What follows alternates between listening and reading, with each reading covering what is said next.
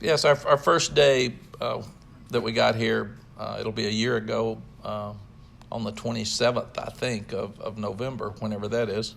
What's today? 18th, so I'm just pretty soon here. Next week, it'll be a year.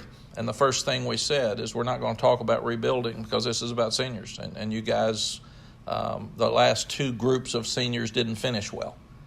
They're not going to remember their senior year in a really bright, positive, glowing way that we all like to. Because what people do is say, "How were you as a senior? How'd you do? How'd you win? And who'd you beat?" And all that kind of stuff. And I wanted our seniors to do that. And our seniors will be known for the group that got this headed back in the right direction. They have done that, but now we need to finish right for them. My experience is that the Saturday senior day is very, very emotional, and usually seniors don't play as well early as they need to. And I've said I've seen all of them cry. It's my last game. I said cry after the game when you win. Don't cry before the game, man, because if you cry before the game, you stink. Then you cry after the game because you lose. So we want happy tears on Saturday. We don't want sad. But we want it to get where it is a really special day for our fans to come and say thank you, and for our seniors to remember this the rest of their life. Well, we're actually just talking about it. So you have a couple linemen, you have a couple tight ends that'll be leaving us. You have a running back. I mean, the seniors that we have are they're great kids. You know, they really are. They work hard. They set a good example for the underclassmen. They're a big part of why our locker room is the way it is. And a credit to them.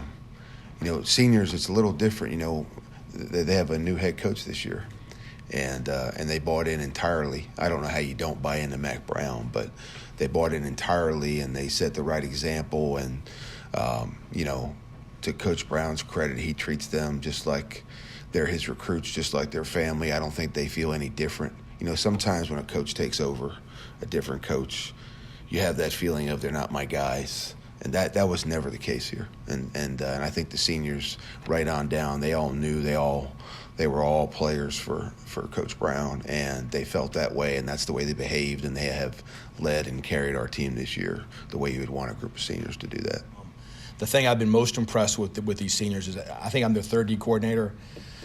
For most of them, we're their at least third or fourth position coach in some cases. And they have never blinked. It's never been one time, well, we did it, what about this way, or I like this way better, or this call's too hard. I mean, they have really embraced what we're trying to ask them to do. I think they're really good leaders. I think they compete. And I think there's a bunch of them that have a future to continue to play. So Miles Dorn, obviously, Dominic Ross, you know, I mean, they're the two D linemen, you know, Jason and Aaron. There's Alan Cater. There's a lot of good players, so we're going to need to replace them.